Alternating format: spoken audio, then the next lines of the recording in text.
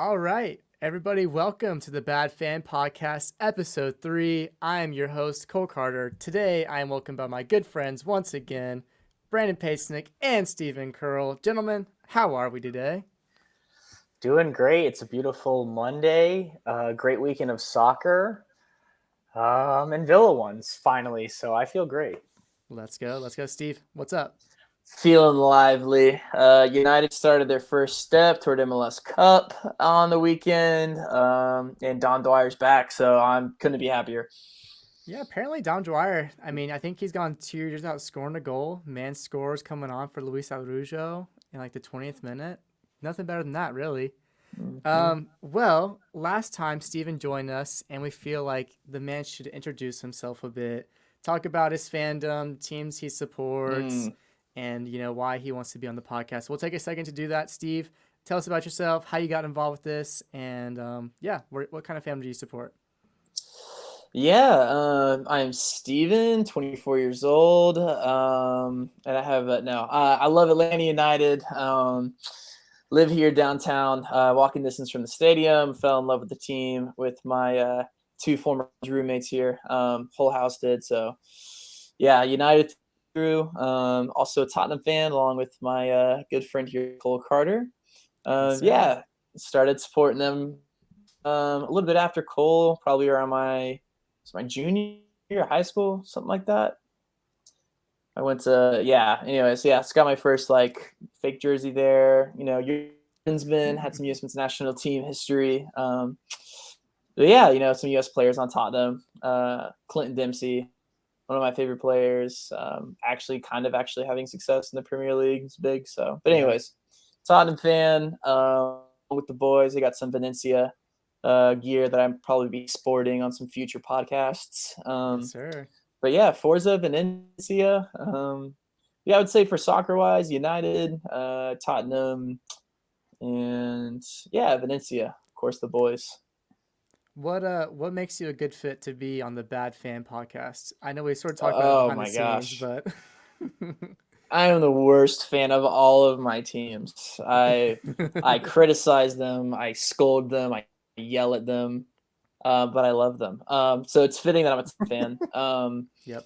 Especially. Hot takes here and there. Cole Carter's always trying to talk me off the ledge when I'm saying that Tottenham's going down or the Braves are evil or anything like that. But Which that will be a future podcast. Stay tuned down the road. That will be an episode that we explore. But yeah, that's great. I think you definitely nailed it on the head there. Steven is our in-house bad fan, worst of all, or best of all, depending on your viewpoint. We certainly appreciate that about him and love his viewpoints he offers. But today, it is episode 3. You guys have made it. And we're going to talk about our weekend update, kind of recapping what happened. We had some big games over the weekend. Obviously, we had the Liverpool Chelsea in the Carabao Cup Final. We had some controversy in the Merseyside, talking about Manchester City and Everton. And Tottenham does away with Bielsa. MLS kicked off their 2022 season. And we'll kind of talk about how our predictions held up over the weekend. And we'll sort of close things out with the MLB lockout. No deadline or no agreement has been reached by the deadline today at the MLB set on February 28th. So no apparent agreement, and we'll see if we have any games canceled. We will bring it all to you today on the Bad Fan Podcast. All right, gentlemen. Well, let's sort of jump in to the Liverpool-Chelsea game over the weekend. Obviously, I would say, outside of Man City, these two teams are the biggest clubs in England right now.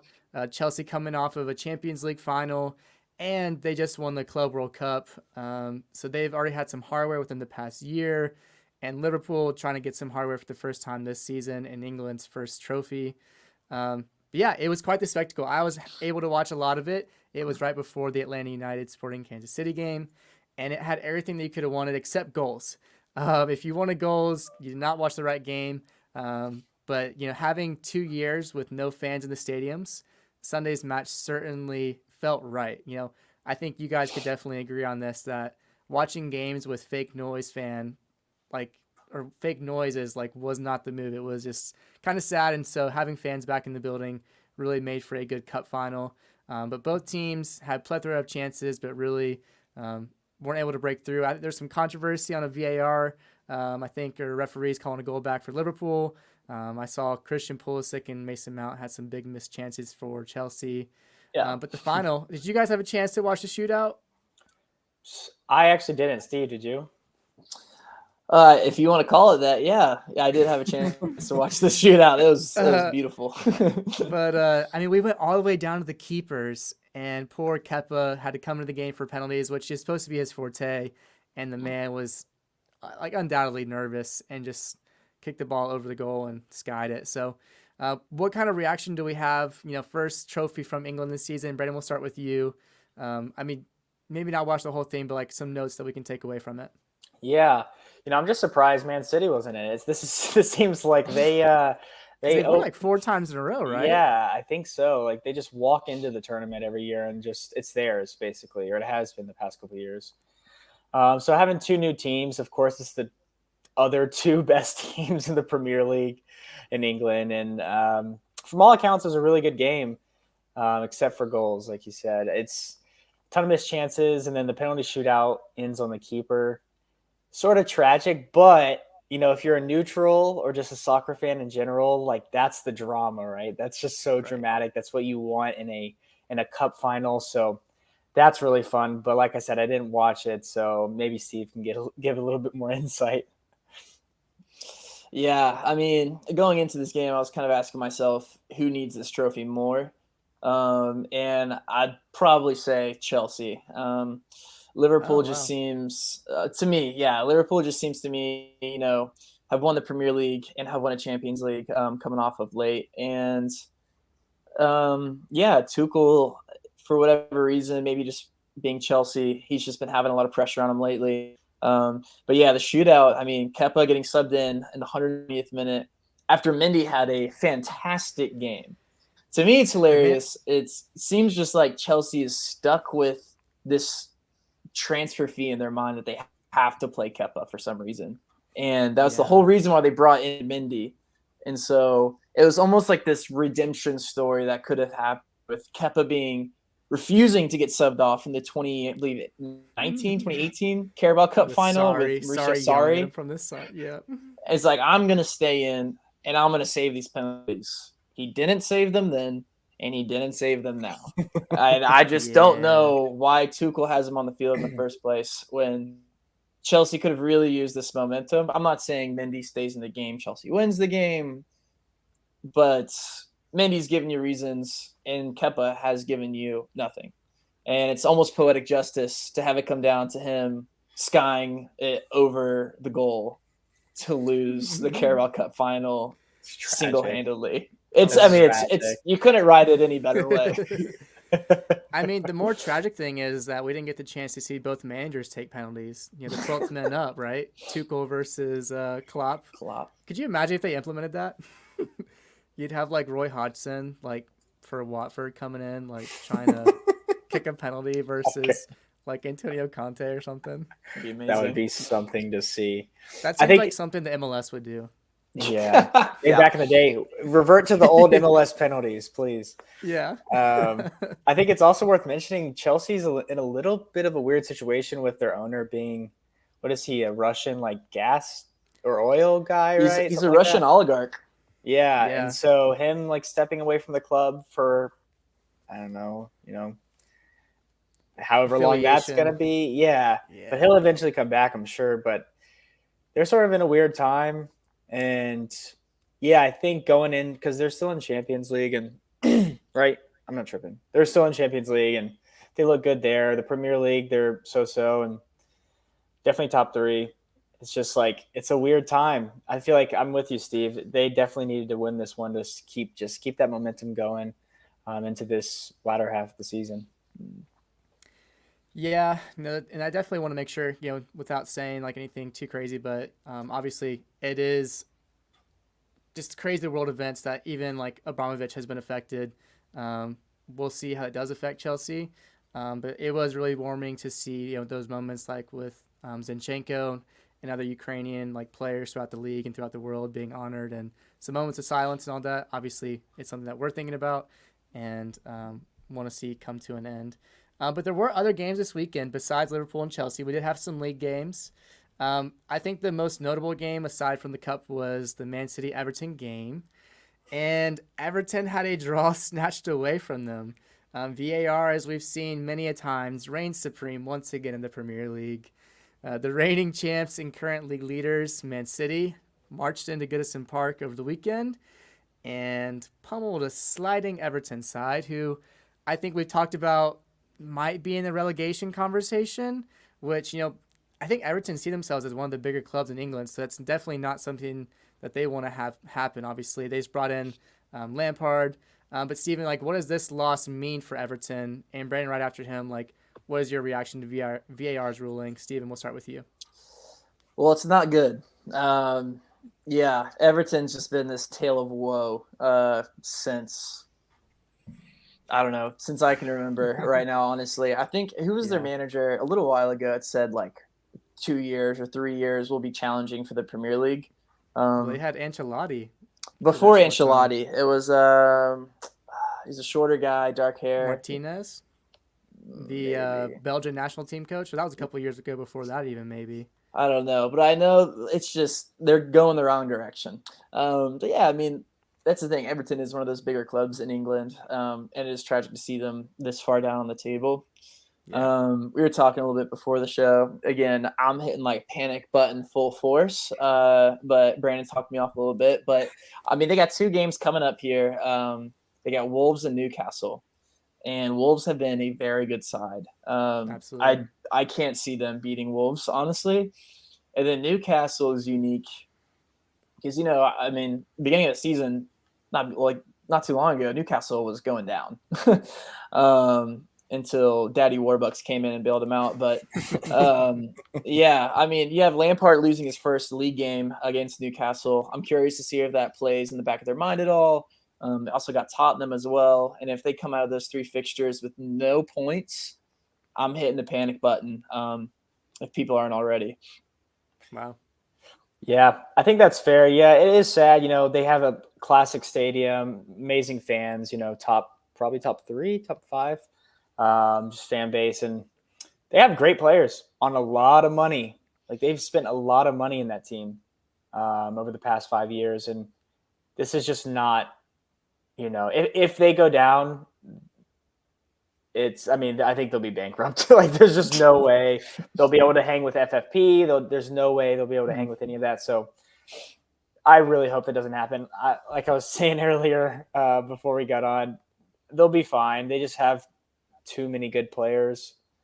And Calvert-Lewin's not even playing right now. I don't know if he's still injured or what's going on with that, but they just need some goals. And we saw after this performance, I watched the game. They looked really good. They stood up to Man City really well. When Man City goes on the field, they're just a machine. You can throw anybody in that beast and they just look the same. So that wasn't surprising, right? Man City's just so good. But yeah, Everton did look really solid. They had a couple chances, and that's just why, I think they'll be fine in the relegation battle. But yeah, the goal, it was a terrible misjudgment by Michael Keane, and just so unfortunate. It was at the very end of the game, so they didn't really have a chance to come back.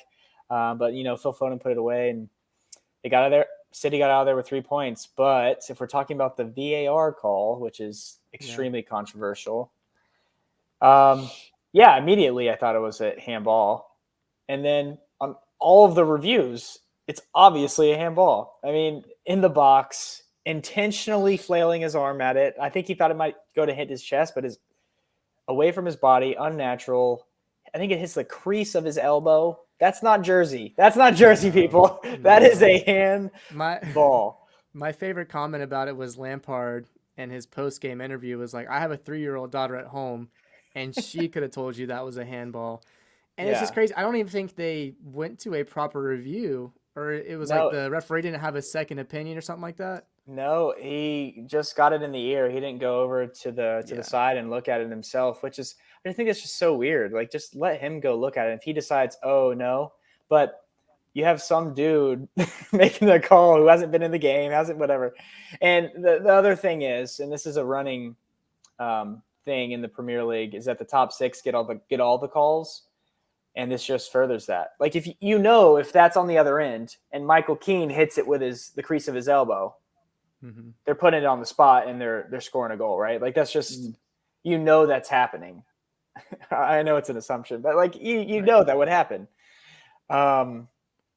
So I did see an argument, and I don't know if this is a real thing or not, but because there was no one around, was it Rodri? Whoever it was, there was no one around him pressuring him. It didn't affect the play. So I see that argument a little bit, but still for me, that's just like a scapegoat, like easy way to get out of it. You can't play the ball with your arm anywhere on the field, let alone the box, when it could be turn into a penalty like that. But City leave. They keep their 6-point lead over Liverpool. It's just really unfortunate for Everton, I'll say. Yeah, no, I think you really nailed that one. And especially it's just, as a Liverpool fan, you just won the cup over Chelsea, a really draining affair, having to go the full 120 minutes and penalties, and to not have that, get that 2-point advantage, just being 4 points behind instead of 6 is huge. So I don't know. It's, all the people on the internet are calling about the top 6 bias. I don't know. I think it's just, if what you said was true about it not affecting the play, that's a dangerous place to be. It's just like if you're in basketball and you decide, I don't want to dribble because I'm on the back court. No, you still have to dribble the ball. You can't just pick it up and walk like Russell Westbrook has done in the past. But I don't know. I think it's a dangerous place to be. It is a slippery slope. And if that's the truth, I think the ref should have been clear, maybe saying that. But we have not had a, clear answer of why that was not given as a penalty. But moving on, we had something that Steve and I had our eyes on, the Tottenham Leeds match from this weekend. And what a difference a couple of days can make for a team, and weather as well. Tottenham, in that Burnley affair, were in whipping winds and rain. But look what they can do in some sunshine and Leeds. Harry Kane and Son Heung-min have now connected for their record-breaking 37th goal connection, which actually surpassed Frank Lampard and Didier Drogba. But overshadowed of their 4-0 win was the result of Marcelo Bielsa has parted company with the club after 3.5 years in charge at Leeds. Leeds chairman Andrea Razzazzani released a statement on the departure saying, "We find ourselves in a precarious league position, and I now feel it is the right time to bring in a new head coach in order to have an impact in the decisive stage of the season." Well, the appointment of new manager, Jesse Marsch, the American, who now has become the third American to be given the reins of a club in the Premier League, will now take care of Leeds United the rest of the season. What does that look like? I don't know. Do we think it's a good appointment? Do we think it's enough to save Leeds from relegation this season? Brandon, I'll start with you. Just thoughts on the whole game and what Leeds has to expect for the rest of the season. Yeah, I didn't watch the game. I saw the final score. But yeah, Kane and Son are just world class. And if you don't think that, go on a walk or something, because they're amazing. They really are the best pair. One of the best pairs soccer's ever seen. And you just gotta love the way they can play sometimes. But I'll leave the rest to Steve. As far as the appointment goes, I think it's really risky. Bielsa got them there. He created this culture there.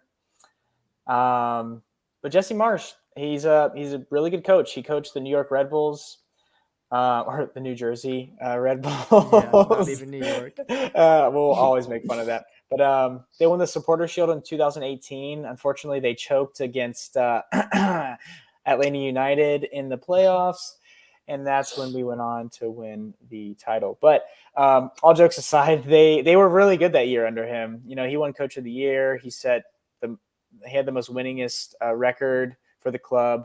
So then he moves on to another Red Bull team, and RB Leipzig, where he assistant coached under Ralph Rangnick, which is, if you know the story about that, I won't get into it, but it's sort of fun how there's a Red Bull lineage following Ralph Rangnick around. But yeah, they had a really good season. Then he moved over to Red Bull Salzburg. and he had a really, really good time there. I think he won 2 titles and 2 league cups, if I'm not mistaken, and did really well in Champions League. I think he took him to the knockout stages. So really good there. And then he went back to Leipzig, where he sort of struggled this year and left on mutual terms. I think it was in December, right? So he's a good coach. He has some good experience, in different leagues around the world, but the Premier League's a different beast. And I think it's a really, really great opportunity for him to test his managerial skills and, his wits and whatever else. But I really do worry for Leeds, man. That, like I said, Bielsa made those players tick. Those players are championship level players, and you see it, and we're definitely seeing it this year. I hate to be that brutally honest, but they are championship level players, and I feel like Jesse Marsch is going to struggle. They will be down there until the end of the season, and they might be going down. They'll be fine in the championship if they do go down. But I don't know. It just they look prime for relegation, in my opinion. Yeah. I don't know, Steve. Thoughts? Yeah, absolutely. Couple things that are very simple with this game is Tottenham is bad, but man, Leeds is horrible. I mean, Tottenham doesn't look good, and if you've been watching Spurs at all this year, it's been an up and down glass case of emotions on a roller coaster all at the same time. So as a Spurs fan, refreshing to see Fortune. For me, the clean sheet is huge. We've been terrible on defending set pieces, and particularly, and just defending in general, not defending with any heart, not defending with any heart at all. It's just been stale. It's been bad. It's a Kane goal and then a cheap goal given up at the other end. So to go out there and dominate Leeds like that, there's a couple things. Hopefully it's some progress on Spurs end. Again, that defending, Ben Davies had a crazy tackle. You call it a crazy tackle or lack of effort on the Leeds side. There's a wide open goal. Hugo Lloris came out. If you look at the still frame picture of it, it's comical. But yeah, that's what we needed. That's what Spurs need. Some effort on the defense. Kane and Son, world class. Echo and the boys. And for me, this Jesse Marsch appointing has to be. It's not an appointment of come in and save our season. That's not really Jesse Marsch's thing. To me, it's kind of like if we go down, you're the guy still. In my opinion, I just don't think they're going to be. I don't think they're going to stay safe this year. I think they're extremely poor. Bielsa got the best out of those guys. Kind of reminds me a little bit of Chris Wilder with Sheffield United. And at the end of the day, you might be able to fake it for a season. But if you don't get some serious, smart financial backing and Premier League talented players, you can only get the most out of these players for so long, and Leeds plays a very taxing style of football. So, it doesn't look too good for Leeds. Good goals for Tottenham, Kulusevski getting back on the sheet. Love to see it. But yeah, that's all I really got as far as that. But I do think Jesse Marsch will be staying around, even if it's in the championship next year. Yeah, without that commitment to the style of play, I think you guys are right. Leeds may not be playing Premier League football next season. We will see. For me as a Tottenham fan, I just kind of jump back to it real quick. It's just so funny just to see the roller coaster ride that fans get to experience. So this is where I think I disagree a bit. I think it's just that fans are so emotional on like a game by game basis. You can be on the highest of highs winning against Man City, and then you get the lowest of lows losing to Burnley 1-0, and you're back to the highest of highs 4-1 against Leeds. It's something else. There is no other team that I know that exists like Tottenham Hotspur. And I think I heard a comment about Antonio Conte. He said that pretty much his reaction against Burnley was him acting. He wanted to kind of stir the pot and to get an emotional response. So we'll see. I have faith. I think the team, we have top quality players. We finally saw some light out of Matt Doherty, Ryan Sessegnon making some connections. Antonio said that they finally were able to play his kind of style and brand of soccer. So let's see if that rings true. That could all be, speak just to instill some confidence from the board. But he did say he was committed to the club. I like to think so. But Steven, I know this is your time to be the bad fan, and I appreciate you doing that. And as is such, we will move on. Hold on. Can I say one last thing? Yeah, go ahead. Villa finally won. I feel great. 2-0 against Brighton. The game wasn't to write home about or anything. It was pretty cagey affair, just whatever. But I'm happy with my team winning. So let's get some airtime for Villa, for the villains. Oh, man. Up to Villa. Yep. Well, like we said earlier, we also had the kickoff to the Major League Soccer season. We made some predictions over the weekend. You may remember if you watched last episode. I don't want to spoil anything, but I would not lead the record for predictions. So it leaves it between Brandon and Steven. We'll find out who won in a second. But that first matchup was LAFC against Colorado, and we pretty much unanimously predicted this one. I think that we said that Colorado just didn't have that same firepower. Whatever the drive was that got them there last season, we didn't think they'd come out and be able to blow away LAFC. And we were right. LAFC put up a 3 number against them. Our man Carlos Vela had a hat trick. And that's exactly what we said we needed from him, right? We had a couple of MLS MVP, talks about him, comeback player of the year. I think he looks really, really good. Obviously, I think one was a penalty, but that last third goal was nasty. Did you guys see it? Yeah, I watched the replay of it. There's fans saying he needs to come back and play for El Tri, and they might be right. I think he's so good, and like we said last week, he's going to show out this year if he stays healthy. He really is. Yeah. The other game on the ballot, we had Portland against New England. Brandon, you said Portland. Steven said 3-2 to New England. I said Portland. Well, we were all wrong. We had a 2-2 draw in Portland, which is a really good game to have. I haven't had a chance to watch the highlights of the game myself, but those are two really good teams that we expect to see going deep in the playoffs this year. Did either of you have a chance to catch them? Yes, I caught it. Sebastian Legit getting on the score sheet. First game with New England. And then nomination for goal of the year by Chara.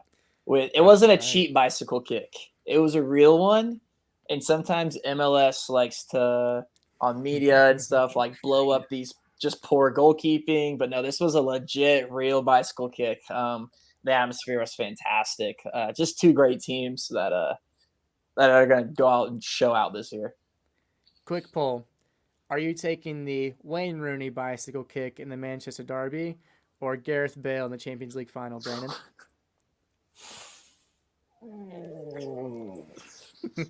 This wasn't. Those are two of the best, aren't they? Those are probably the best I've ever seen. Those are the two best ones. Oh, I'll give Wayne Rooney the nod, but I know Steve will say Bale. I will say Bale, but also part of the reason Zinedine Zidane's reaction to the goal was just hilarious. He does like the little wrist flick, which is, if you're in the soccer meme world, is out on so many different TikToks and Reels, which I'm grateful for as well. But that Gareth Bale bicycle kick was just insane. Yeah, no, there's without a doubt I'm taking Gareth Bale's. In the Champions League final, are you kidding me? Like, just the stage and just the whip on the ball, just like unreal. Just, I think that's the best bicycle kick in history. The next game I actually was able to go to. We had Atlanta versus Sporting Kansas City in the supporter section. A grand old time. Beers went flying plenty the day as Atlanta scored 3 goals to beat Sporting Kansas City 3-1. We all had Atlanta. I said it was easy. Y'all said not so much. I think Atlanta did a pretty good job keeping the attack healthy. Not healthy, but like keeping it going the whole game, persistent. Obviously, the attack wasn't healthy because Luis Araujo got hurt. We haven't heard an official report yet. I would imagine that there's going to be some kind of scan or something done the next couple of days. Fingers crossed he's not out for a lengthy amount of time. But yeah, what did you guys think? How'd the team look? Is this the Atlanta team that we expect to see? Yeah, I mean, pretty. It was just one of those games where it was a first game of the year game. The score line doesn't necessarily tell the whole story. I think Sporting Kansas City was really good on the day, to be honest. Mm-hmm. But we just happened to score more. Our defense didn't look great, to be honest. A little shaky. Have a long way to go.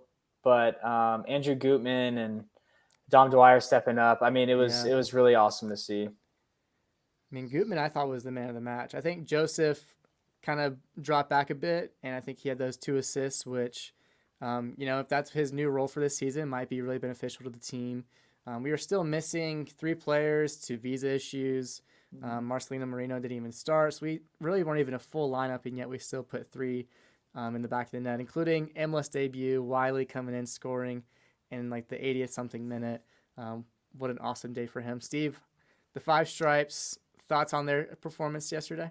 Yeah, I like what Brandon was saying. Kind of first game of the year, but with that, it was incredibly encouraging.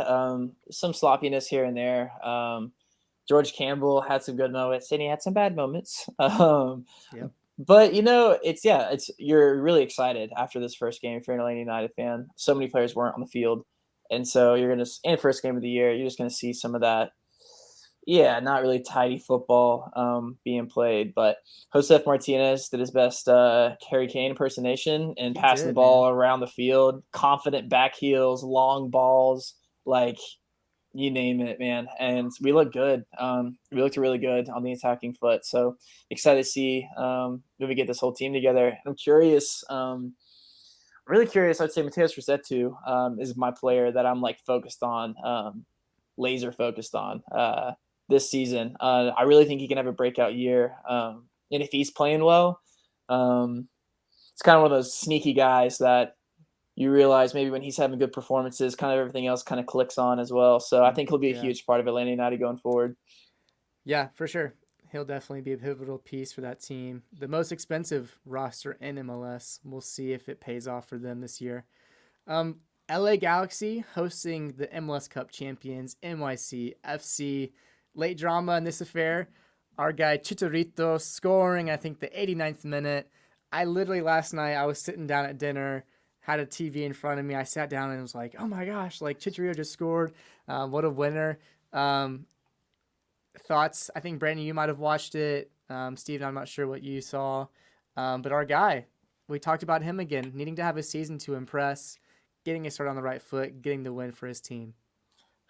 What a goal. I mean, it was, if you watch the game, it was back and forth. It almost felt like a basketball game. But they're 2 really exciting teams, so I guess that's what you would expect.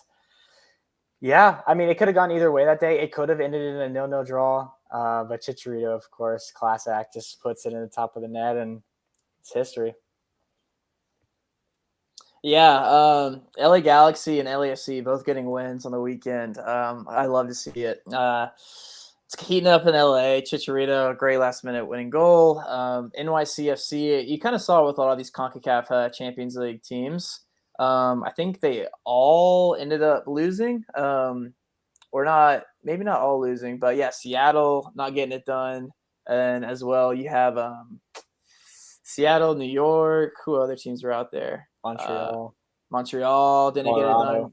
Colorado didn't get it done. So you could read into that as much or as little as you'd like. But take nothing away from LA though. Needed the win, starting off strong, get their fans to buy into the season, and hopefully we get a great El Trafico with both LA teams doing well.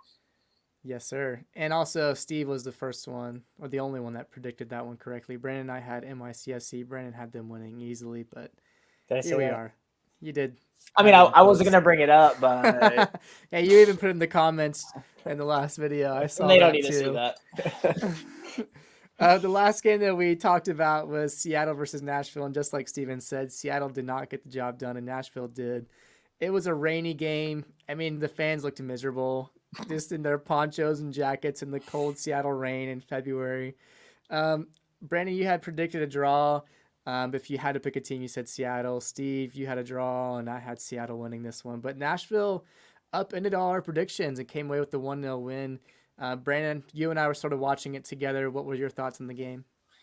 Yeah, it was exactly, I think, how I described it last week. Nashville loves to just sit back and try to hit you on the counter. This Joe Willis in goal. I think he's going to have the most clean sheets this year. Yeah, he looked good. What's the defender? Gosh, I'm blanking right now. Zimmerman. His line looked great. I mean, they just against a really, really good Seattle side again. Like these two will meet in the playoffs in the Western Conference Finals. Like they look so good already. That's the scary thing. They look so solid already. And it's a long season, so things can change. But man, good on Nashville for getting getting 3 points away on a rainy night in Seattle. Steve, did you catch this one? Didn't watch the game, saw some of the highlights. Huge victory for Nashville, moving into the Western Conference, kind of stamping their foot down with authorities like, hey, we're here and we're here to mess it up. But yeah, against a giant like Seattle. So, this again, Seattle fans might use CONCACAF. I mean, it's kind of like Seattle's coming off blowing out 5-0 in the CONCACAF Champions League. But that doesn't really translate to the MLS. So they wish that they would have gotten the point on the day. I feel like that's what they deserve. But Nashville ended up stealing it, and they deserved it full as well. So, But yeah, curious to see how these two teams go forward. Yeah, we'll see how it is. But yeah, as we saw, Steven, you came out on top. You had 3 games correctly predicted. Steve, congratulations. You must be a prophet. I'm sure you should go play the lottery or something like that. Go to a casino. Wife won't let me. Well, that's probably fair. That's probably fair. Well, we're going to start kind of closing things out. Our closer today is some bad news. As baseball fans, we have been riding a high since October with our Atlanta Braves winning the World Series this year, which was an incredible run in itself. But I think on December 8th, the MLB came to a lockout as a players association, and the owners could not come to an agreement on a collective bargaining agreement. And as of today, the MLB had made a deadline, being February 28th as we record this, that if an agreement was not met by today, that they would begin to lose games as opening day would not have enough time for spring training to happen and proper preparations to be made for it. And I just saw a statement from MLB. Jeff Passan tweeted this. Basically, Major League Baseball is in a crisis of its own making, a self-inflicted wound born of equal parts hubris, short-sightedness, and stubbornness from a class of owners who run the team and seemingly have designs on running the game into the ground, which is a pretty scathing statement. The owners have also stated that they're pretty much okay with missing games for as long as the season remains profitable through TV deals and ticket sales and all that when they return to play. So I don't know. If this falls on the owners, it's just so frustrating as fans and as players. Everyone wants to play, but these guys are so caught up in money and analytics that they're ready to keep the bars closed as long as they can. I know, Brandon, you can't be happy about this. Steven, I'm sure you as well. But Brandon, what are your opening thoughts on this one? I think this little lockout has been way overdue from everything I've read. And I think we're going to get a shortened season. That might not be a bad thing, though. I don't think the MLB season should be 162 games, in my opinion. But how far are they willing to go? The players could then not, decide not to play. Like, it's just we're starting to get into this like weird gray area, and I don't know. I don't know what's going to happen. What do you think, Steve?